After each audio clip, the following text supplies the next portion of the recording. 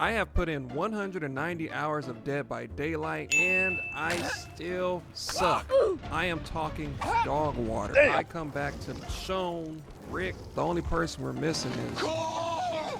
My main question for you as the viewer is, what am I doing wrong? I main Huntress. I try to main Huntress. I use Huntress because I believe she's just a well-rounded killer for any map. The only reason I use her is because she has a medium to long range attack, and I hate with a passion getting slapped in the face with paddles. So does Huntress.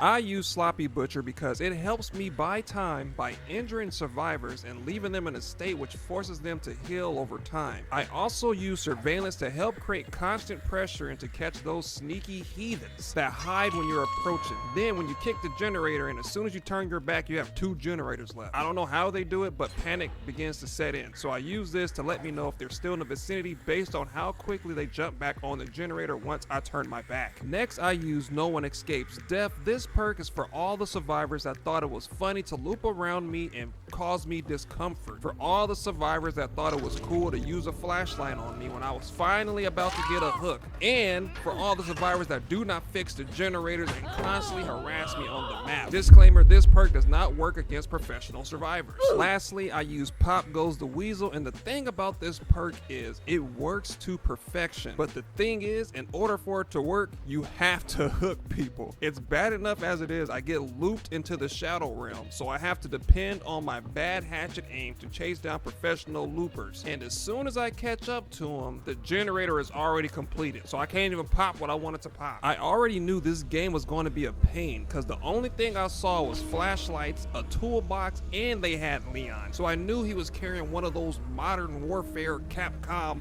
Resident Evil 4 remake flashbangs. We started off on Ormond Lake, and I have never seen this map before. One thing I did notice is there seems to be way more generators than before, or if that I remember.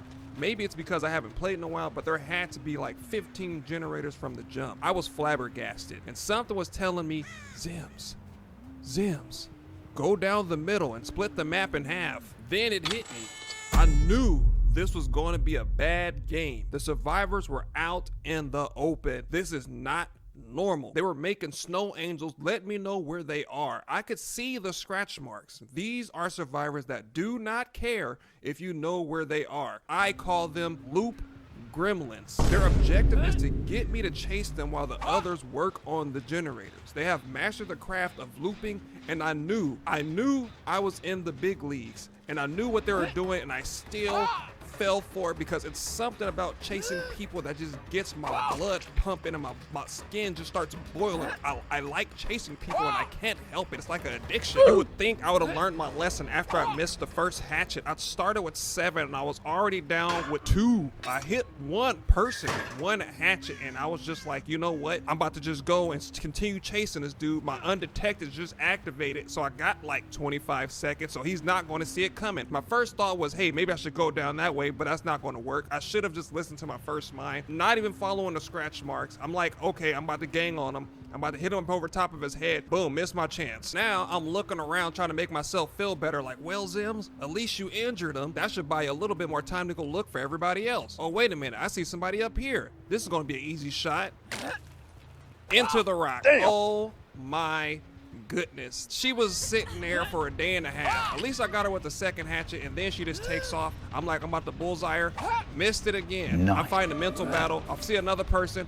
Missed that one. I don't know if I'm just aiming too low, if I have to like put it up higher or whatever it is, but it just feels like the easier shots are the hardest to make for some reason. I thought that dead body was a person because he was about to get hit, because I'm gonna take out my frustration on somebody. There it is. Remember I tell you guys, you start chasing them and the next thing you know, you just miss it. Here comes the professional looping. I'm like, oh man, I know I'm about to spend a lot of time trying to get her because it's like a puzzle. I'm gonna use every part of me to make sure I get at least a hit. Boom, I get one. So I'm like, okay, we're cooking with grease. So now I'm like, she's just gonna keep looping back and forth. I'm not gonna get her. So I just give up. I'm like, you know what, she can have it. I'm not gonna waste my time. Down 1 generator, they're down a pallet, so now I gotta go find everybody else. She's injured, but now Leon has healed up, and now I got 3 other survivors and no hook. So my Pop Goes the Weasel is just not even going to work.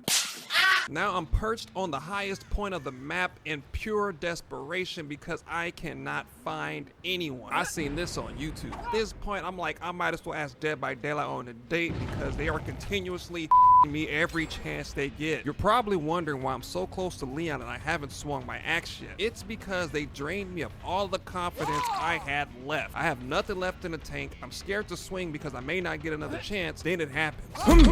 My toenails curled into the carpet out of excitement and my controller just felt like it came from a Diddy party. I was sweating bullets like nobody's business. This was a deserved knockdown. Knockdown Leon, I scoop him up. I'm like, oh boy, surveillance is kicking in. Whoever's on that generator is about to find out. Now, I am mad at this point because that axe could have shaved off her baby hairs and they didn't give that to me. Then, I leveled up to furious after I got hit with a pallet, then blinded by a flashlight. I finally calmed down and I try to go undetected, but lo and behold, it's the same bully from the beginning of the video harassing me. So, I decided to try something. I held my hatchet as if I was going to throw and close the distance. She cut right and I lost visual, but then I saw she cut back through the crack in the wall.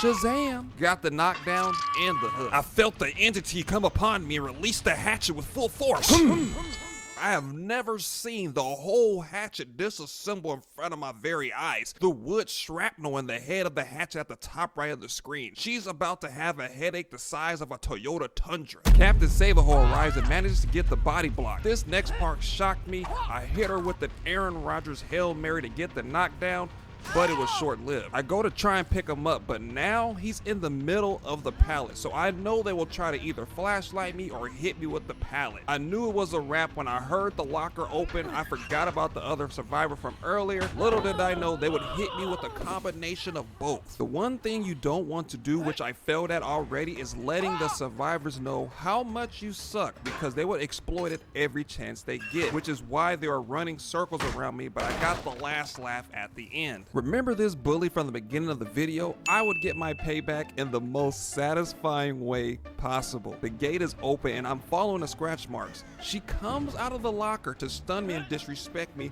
one last time. It was uncalled for. The game was already hard for me. Why you have to add the extra cherry on top? But it's okay.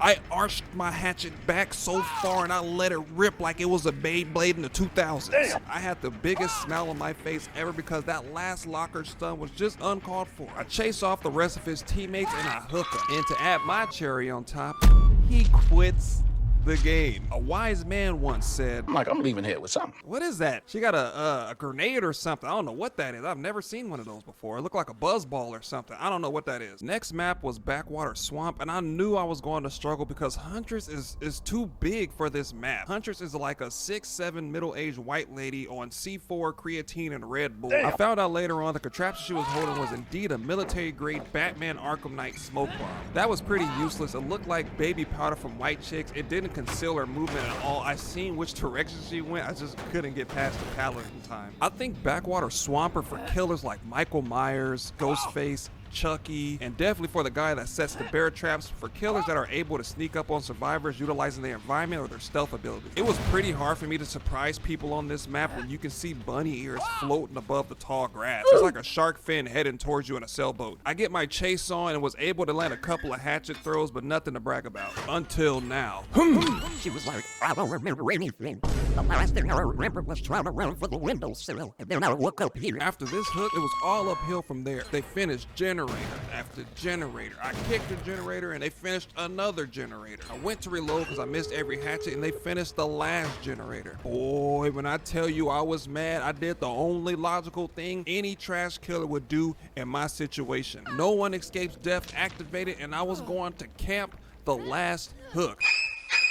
I'm leaving here with something and I mean it. It broke my heart seeing his teammate risk his life in order to save his life. No matter how sad it was, I was not letting him leave. I was so embarrassed by my actions, I went to the next game without reading the comments. The entity decided to bring me back to Ormond Lake to get my revenge after the first part of the video, and boy, let me tell you, I did not disappoint. I brought the justice hammer. I laid what The Rock would call the smackdown on their jabroni. My first hatchet throw was crazy. I split the difference and hit her right in the back of her head. I'm talking concussion material. The first hook was kind of a freebie because he wasn't playing, but the same survivor had the audacity to stop in disbelief and shake her head like, I cannot believe he's doing this. So I gave her something to look at. So now we got not one, but 2 hooks to start the game, and they still have 5 generators left. This was personal. These guys are tighter than butt cheeks the entire gameplay, so I had to separate them. She wanted to be the main character so bad, so I gave her what she wanted. 2 hatches later, she realized I was standing on business. It's the giving sweaty type energy. I was on a mission. I even landed these 2 hatchets back to back. I had to check my computer to make sure I didn't have Cronus turned on. The first hook was a success, but the second hook was a setup. It was peanut butter trying to save her jelly, but she forgot I was jammed.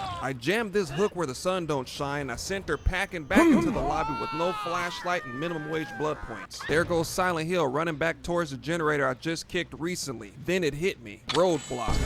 This is one of the hardest chase spots to deal with if you're a trash hunter like me. It's like playing gorilla tag. If you go one way, they go into the window. If you go back the other way, they go through the door. If you catch up to them, you get hit with the pallet. So we reach a stalemate, and I can see her shadow in the snow outside of the window. So I back up slowly, trying to get an angle. Huntress has a size 15 foot, so I'm surprised she didn't hear me come outside. She runs past the door, and I see her wrapping back around from the way we came from, and this is the part that made me laugh so hard, right? She drops the pallet, and I miss my hatchet. She tells me to come and get her.